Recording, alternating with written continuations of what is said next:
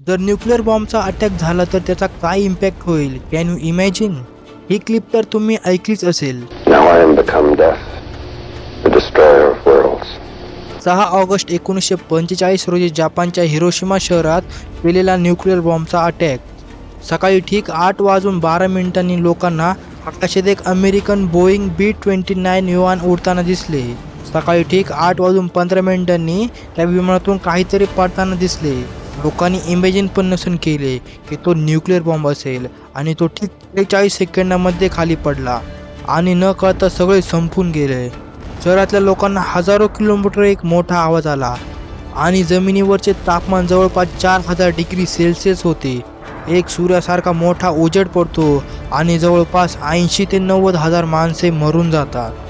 हा nuclear attack world war II मध्ये झाला होता आणि त्याचा परिणाम 6 स्टेजमध्ये होतो.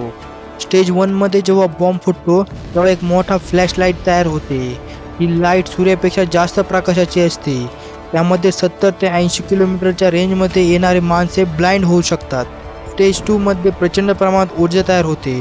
त्यामध्ये खूप हीट असते जे त्याच्या 3 किलोमीटरच्या रेंजमध्ये येईल ते सेकंदात जळून राख होऊन जाईल आणि 10 किलोमीटरमधले लोकांचे बॉडी बर्न होऊन जाईल.